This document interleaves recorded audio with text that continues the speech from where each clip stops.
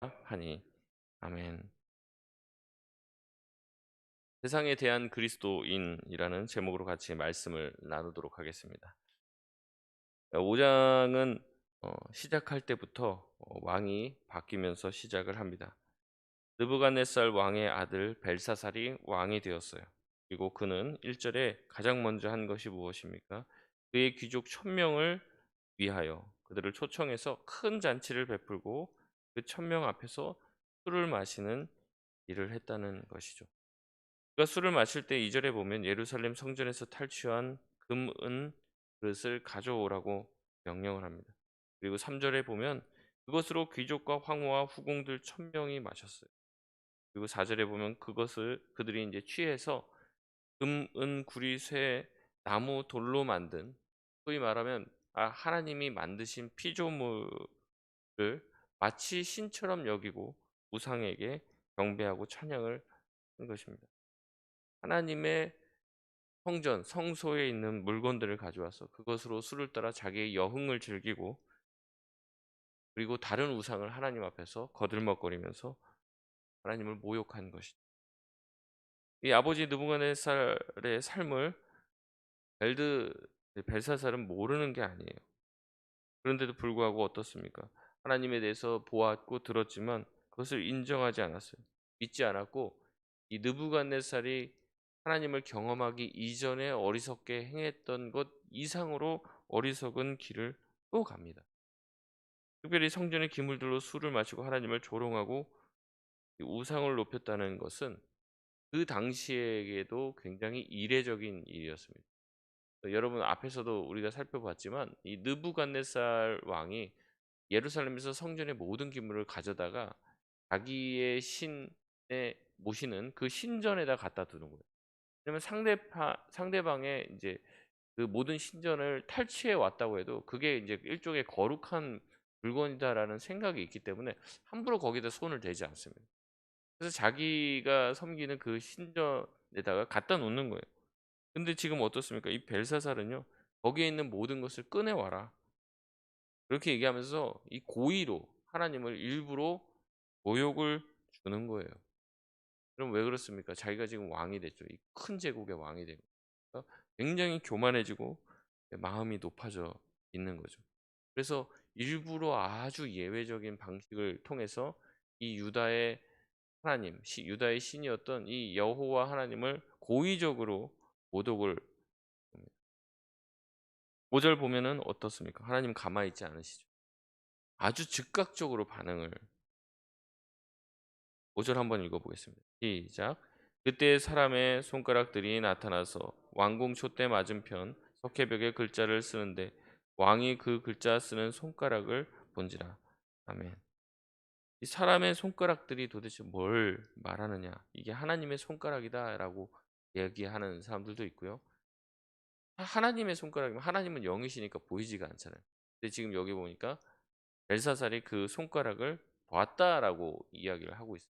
때문에 이거는 하나님의 손가락이 아닐 거다. 뭐 천사의 손가락이나 아니면 그런 어떤 손가락을 어, 보이게끔 하나님이 이제 하신 것이다. 뭐 여러 가지 이야기를 합니다. 중요한 거는 그 손가락이 무슨 손가락이냐가 중요한 게 아니라 하나님이 그런 놀라운 이적을 통해서 벨사살에게 강력한 경고를 하고 있다는 거예요. 내가 의지를 가지고 너에게 분명히 할 말이 있다라는 것을, 그 하나님의 의지를 표출을 하고 계신 것이죠. 갑자기 그 손이 나타나서 이 석회 벽에다가 글자를 써대니 분위기가 갑자기 어떻게 되겠어요? 잔치는 끝이 나게 된 거예요. 술이 다 깬 겁니다. 두려움과 공포가 그 자리를 채우게 된 것이죠. 즐거우는 모든 음악 소리들이 다 멈추게 되고 사람들은 그 손을 주목해서 보게 되었습니다. 이 모습을 본 벨사살 왕은 어떻게 됩니까?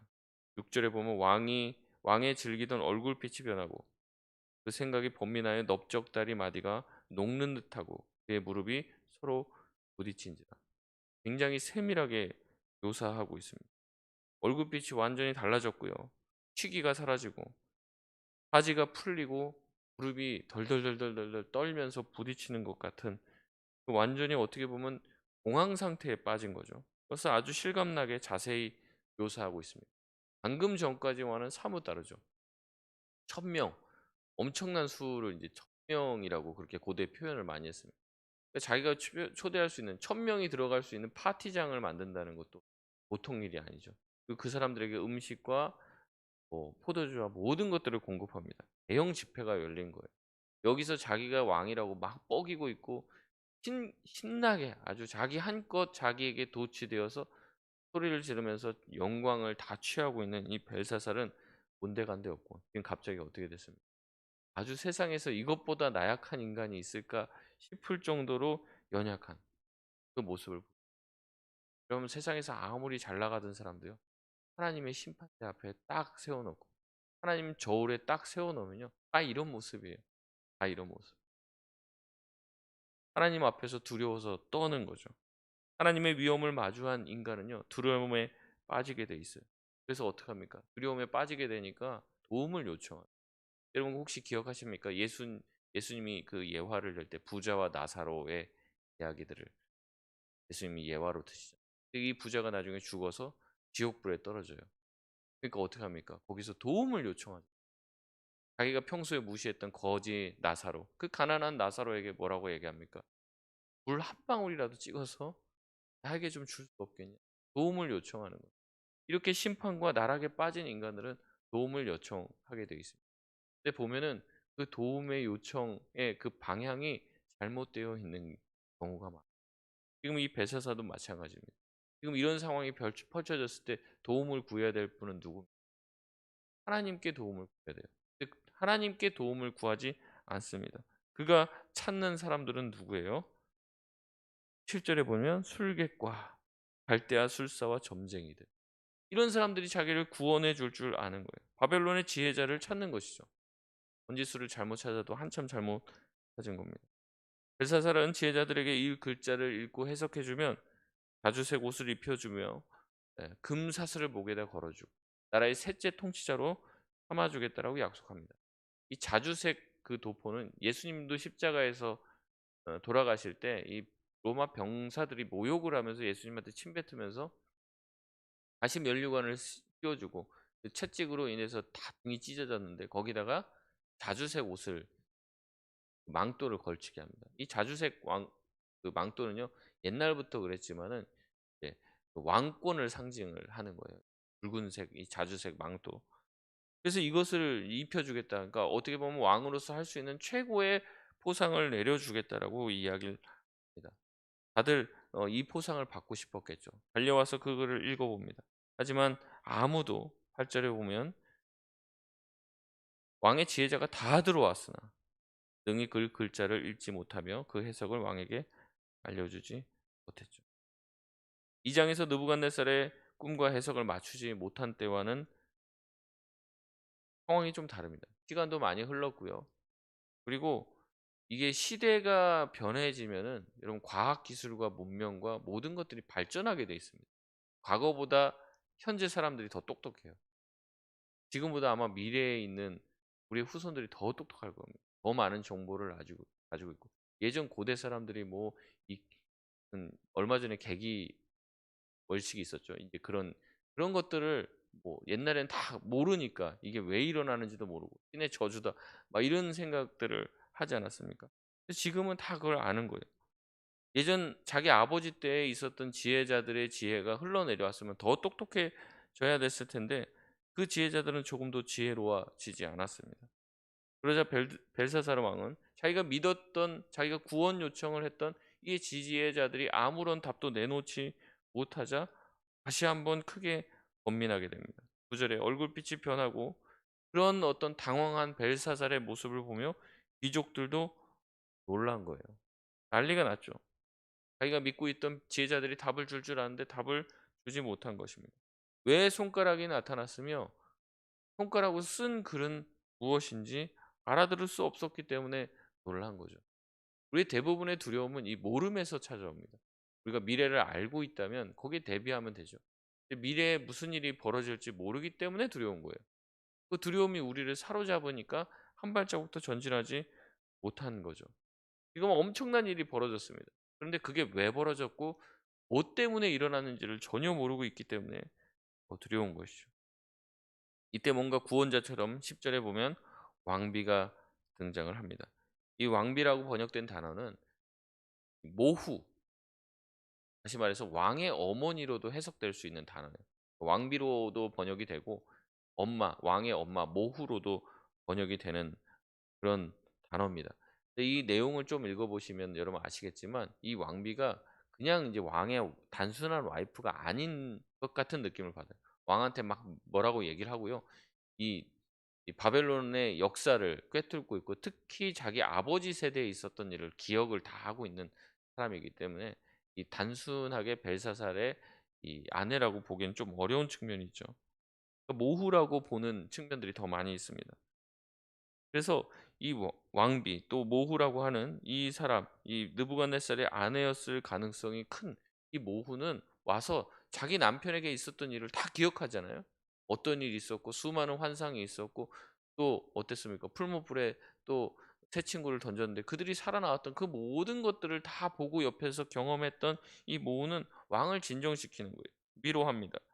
그러면서 뭐라고 얘기합니까? 11절에 10절 끝에 왕은 얼굴빛을 변할 일도 아닙니다. 이것을 다 해석해 줄 사람이 있습니다. 이 모든 것을 다 경험한 사람이 한 얘기예요. 11절에 보면 뭐라고 합니까? 붙인 느부갓네살이 박수와 술객과 갈대아 술사와 점쟁이의 어른으로 삼은 자. 누굴 얘기합니까? 12절에 왕이 벨드사살이라 이름하는 다니엘. 다니엘을 찾습니다. 그가 있으면 그가 풀 수 있다라고 단언하며 이야기합니다. 그리고 그를 부르라고 이야기하죠. 여러분 이 대목에서 굉장히 여러분 조금 놀라셔야 되는데 왜냐하면 이 느부갓네살의 통치하에서 넘버 2가 누구였어요? 다니엘이었어요. 다니엘. 다니엘이 제2의 통치자였다는 거죠. 여러분 이 정도의 인물이라면 바벨론 사람들은 알만한 사람은 다 알만한 그런 인물이었을 겁니다. 보통 넘버 1도 중요하지만 넘버 2가 더 중요할 때가 많잖아요. 이 그런 사람이었어요. 실무적인 일들을 다 처리하던 사람이 다니엘이었습니다. 그런데 13절을 보면 아시겠지만요. 이 벨사살은 다니엘을 처음 들은 것처럼 처음 본 것처럼 대합니다. 벨사살의 무능력을 보여주는 거죠. 그는 왕이 될 자격이 없는 사람입니다. 방금 아버지 때에 일어났던 그 역사도 전혀 모르고 있어요. 그리고 바로 얼마 전까지만 해도 왕궁의 2인자로 모든 것들을 관장하고 지혜롭게 처리한 다니엘에 대해서도 기억하지 못하고 있어요. 여러분 이 후임 왕으로서의 자질이 있다는 것을 어떻게 보여줄 수 있어요? 이 그런 이제 저도 사극을 보는데 사극을 보면 이제 자기 선대 왕에게 충성했던 사람들을 이 선대 왕이 어떻게 해요? 다 데리고 와서 후대 왕에게 다 충성 맹세를 시킵니다. 그래서 내가 죽으면은 우리 아들을 좀 잘 보필을 해서 나라를 온전히 잘 세워 달라고 그런 얘기를 하죠. 아마 느부갓네살 왕도 그런 것들을 하지 않았을까 생각해요. 그럼에도 불구하고 이 느부갓네살은 다니엘이 누군지 기억을 못 합니다. 다니엘이 어떤 사람인지도 알지 못해요. 여러분 왕에게 가장 중요한 것 중에 하나, 중요한 능력 중에 하나가 뭐예요? 인사권이죠. 인사가 만사라고 합니다. 누군가 능력 있는 사람을 적재적소에 앉혀야 하는 것이죠. 왜 항상 이런 이제 정권이 바뀌고 이럴 때 문제가 많이 생깁니까? 거기에 합당하지 않은 사람을 거기에 앉히니까 문제가 되는 거지 않습니까? 그런 것처럼 그가 정말로 능력 있는 왕이었다면 다니엘을 알아봤을 거예요. 다니엘에서 처음 들었던 사람이라도 다니엘과 몇 마디 대화를 나눠보면 이 느부갓네살이 처음 이 다니엘이 어렸을 때 대화를 나누잖아요. 3년 동안 훈련을 받고 대화를 나눠보고 그걸 캐치한 거죠. 야, 이 다니엘은 다르다. 다른 어떤 지혜자들, 이 훈련을 오래 받았던 사람보다 10배나 뛰어나구나. 이걸 알아채린단 말이에요. 벨사살은 그걸 모릅니다. 다니엘을 만났지만 네가 도대체 어디서 굴러먹다 온 저거냐. 그리고 이 다니엘을 부를 때 뭐라고 얘기를 해요? 13절 끝에 보면 딱 그 벨사살이 다니엘을 보는 시각을 보여줍니다. 뭐라고 얘기합니까? 나의 부왕이 유다에서 사로잡아 온 유다 자손 중에 그 다니엘이냐? 그러니까 그 저기 뭐 동네 알지도 못하는 그쪽에서 그 나라에서 이 대제국에 비하면 저기 시골에 있는 저 알아주지도 않는 그 나라에서 잡혀온 포로 다니엘 그러니까 자기 어머니가 이제 와서 데리고 와보라고 하니까 지금 데리고 왔지만 전혀 신뢰하지 않습니다.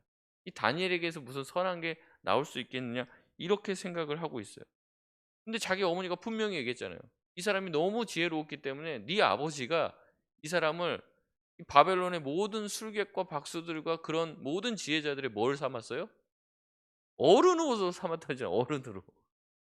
최고의 이 뭐니까 박수장으로 세웠잖아요. 그 얘기를 했는데도 그 얘기를 기억을 전혀 못하는 사람처럼 다니엘 보고 "야 네가 그 아버지 때 그렇게 훌륭한 일을 해냈다며." 이렇게 얘기하면서 질문을 해도 모자를 판국에 그건 무시하는 거예요. "네가 무슨 포로 주제에 뭐 너한테 뭐 내가 들을 말이 있겠냐. 엄마가 불러 보라고 하니까 내가 오긴 했지. 널 부르기는 했지만." 아마 지금 다니엘은 이미 정계에서 은퇴한 것으로 보여요.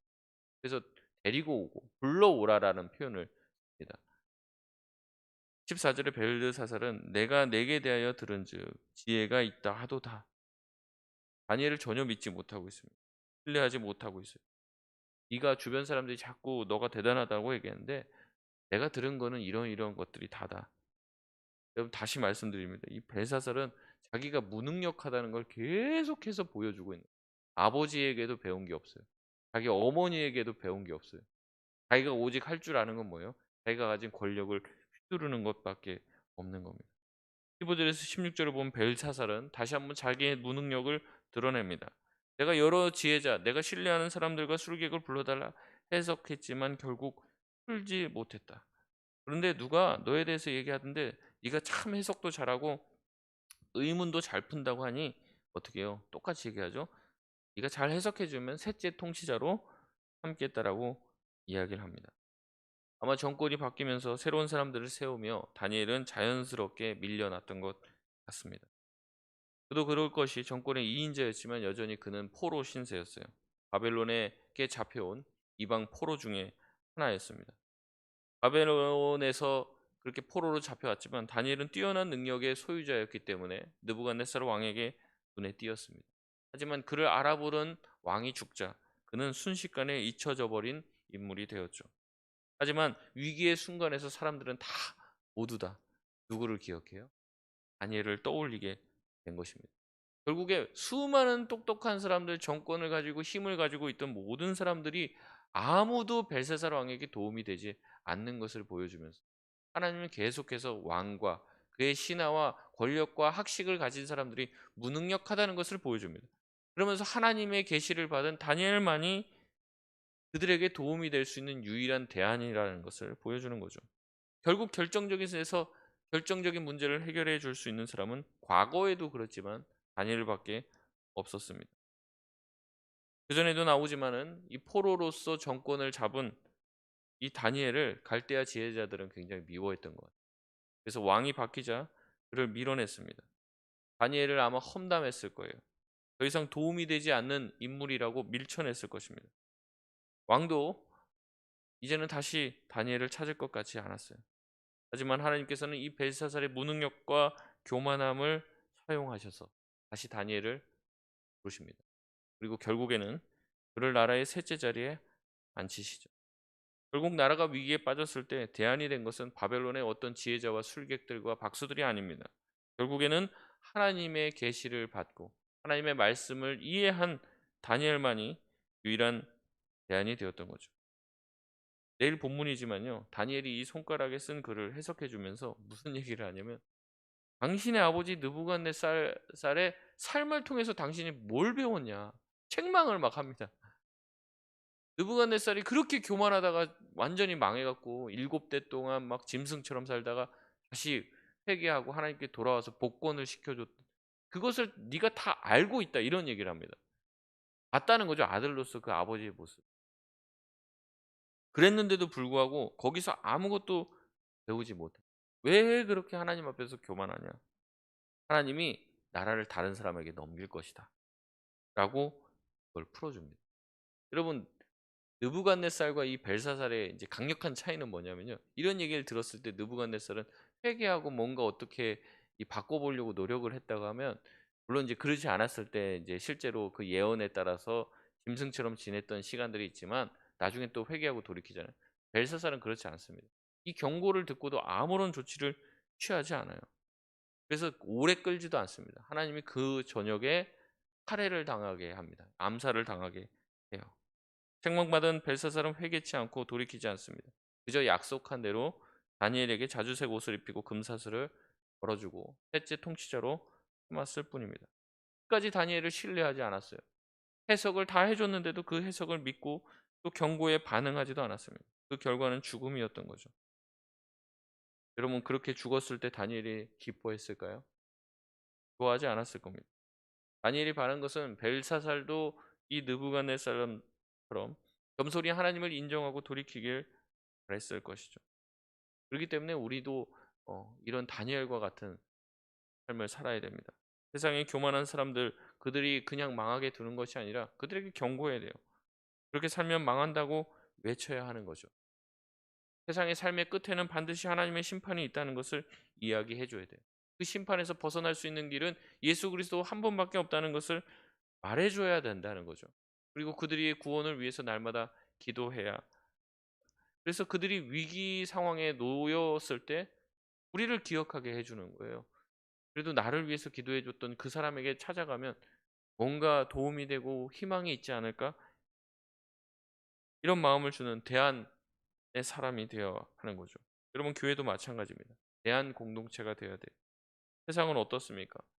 약육강식과 과도한 경쟁, 외모와 학벌로 평가를 받죠.